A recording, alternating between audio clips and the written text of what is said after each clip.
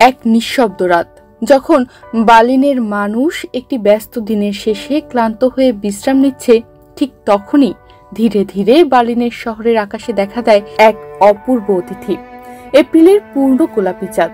না, চাঁদটা ঠিক গোলাপি ছিল না, কিন্তু তার আলোয় ছিল এক স্বপ্নময় ছোঁয়া, যেন রাতের আধারে কেউ হাতে ছড়িয়ে দিয়েছে এক পুরানো কবিতা। চাঁদের সেই নরম আলো ছুঁয়ে যায় বার্লিনের প্রতিটি স্থাপনা। রাতের আধারে এই গোলাপি চাঁদের আলোয় বার্লিনের প্রাচীন ইতিহাস আর আধুনিক প্রযুক্তির মাঝে মিলেমিশে সৃষ্টি হয় এক মহাজাগতিক দৃশ্য। এই চাঁদকে মাইক্রোমুন বলা হয়, যেটা একটু ছোট, একটু কম উজ্জ্বল।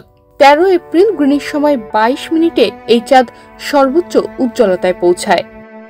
গোলাপি চাঁদ বা পিঙ্ক মুন নামটি মূলত এসেছে উত্তর আমেরিকার আদিবাসী সংস্কৃতি থেকে। এপ্রিল মাসে উত্তর আমেরিকায় এক ধরনের বুনো ফুল ফোটে, যার নাম ফ্লক্স সুবুলাতা, যেটি সাধারণত উজ্জ্বল গোলাপি বা হালকা বেগুনি রঙের হয়ে থাকে।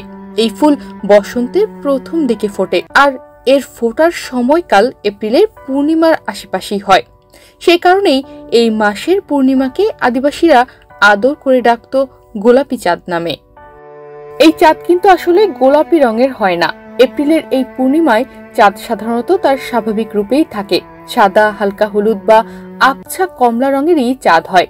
তবে কখনো কখনো সূর্যাস্ত বা সূর্যোদয়ের সময় বায়ুমণ্ডলে ভিন্ন ভিন্ন কণার কারণে চাঁদের আলো একটু গোলাপি বা লালচে রং দেখায়, কিন্তু সেটা পুরোপুরি চাঁদের নিজস্ব রং নয়। এটা আসলে একটা ভিজুয়াল ইফেক্ট।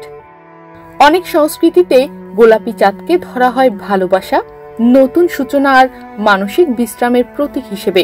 তাই অনেকেই গোলাপি চাঁদের রাতে মেডিটেশন করেন, জার্নাল লেখেন বা প্রিয়জনের সাথে সময় কাটান। তনিমা রহমান, বাংলাদেশ প্রতিদিন।